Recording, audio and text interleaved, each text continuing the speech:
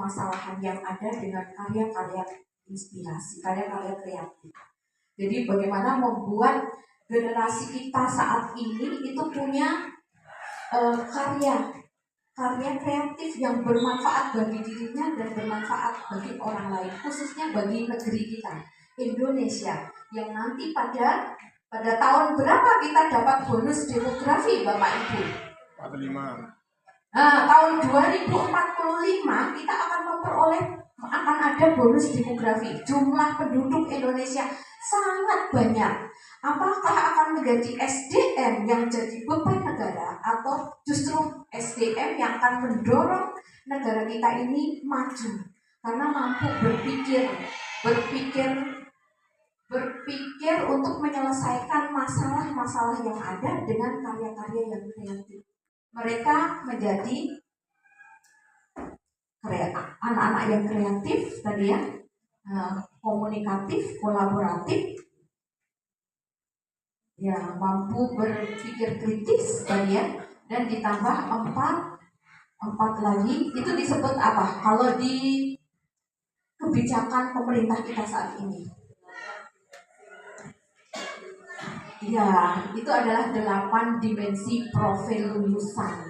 Sehingga yang perlu kita garis bawahi di sini, ketika Bapak Ibu melakukan pembelajaran STEM, melakukan pembelajaran mendalam, tidak hanya di kurikuler saja untuk menguatkan 8 DPL, tapi juga di intrakurikuler kita, utamanya adalah 8 DPL ini, Bapak Ibu.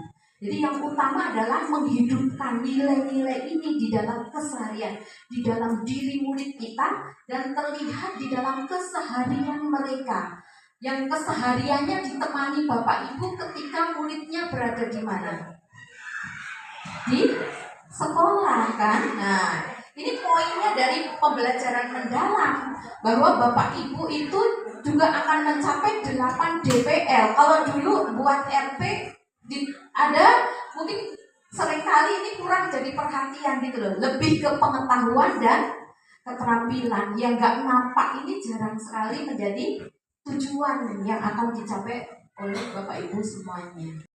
KD, menganalisis KD gitu ya, menganalisis KD yang kalau kurikulum 13 KD. Kalau di kurikulum Merdeka itu ada CP-CP ya, CP-CP, kemudian Bapak Ibu jabarkan menjadi tujuan pembelajaran, kemudian setelah dijabarkan dari tujuan pembelajaran, akhirnya naik ke nanti sainsnya apa iki gitu ya enggak? Ya, dipetakan sainsnya apa, teknologinya apa, engineeringnya apa, matematiknya apa gitu ya. Nah, mengkaji dari berbagai jurnal, akhirnya hal tersebut itu mulai digeser gitu Bapak Ibu ke arah ini. Jadi yang utama itu sebenarnya anaknya kita ajak untuk awareness terhadap lingkungan yang ada.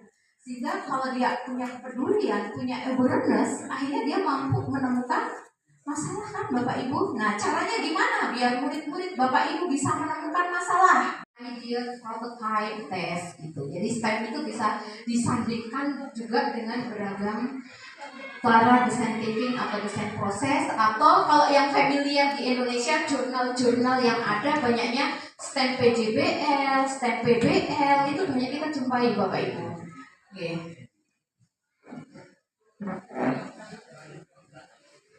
Ya.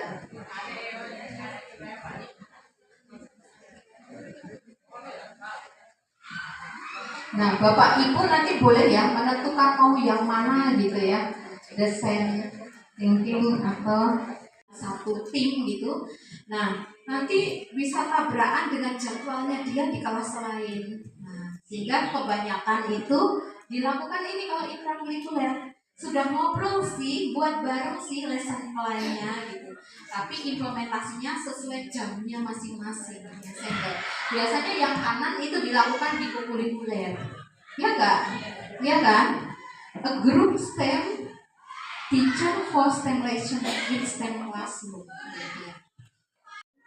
Nah, harapannya nanti dengan IPA itu murid kita beraksi nyata dan mampu berkontribusi positif untuk diri dan lingkungannya. Apakah itu seiring dengan konsepnya PM tadi?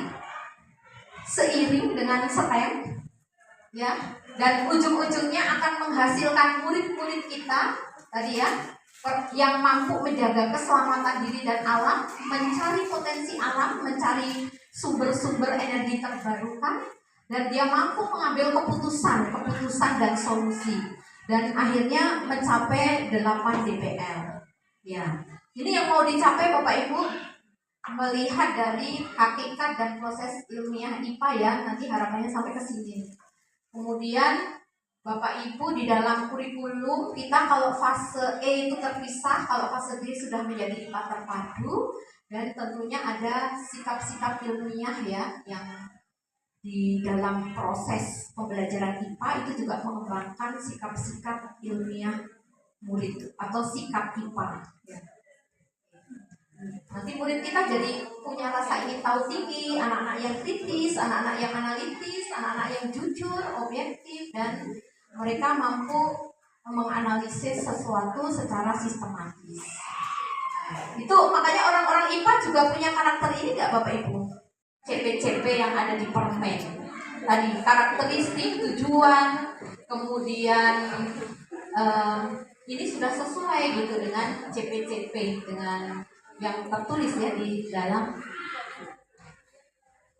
dalam per BSKP yang dipakai kan per BSKP ya Bapak Ibu, terakhir di tahun 2025. Kalau yang 2026 itu yang diubah hanya agama dan pendidikan agama dan budi pekerti, itu yang perubahan. Kemarin baru aja tahun 2026 itu BSKP mengeluarkan CP yang baru, tapi mapel yang lainnya nggak ada yang berubah selain agama dan budi pekerti gitu ya Bapak Ibu. Jadi ini sudah sesuai dengan per BSKP-nya terkait dengan capaian pembelajaran antara rasional, tujuan, dan karakteristik IPA.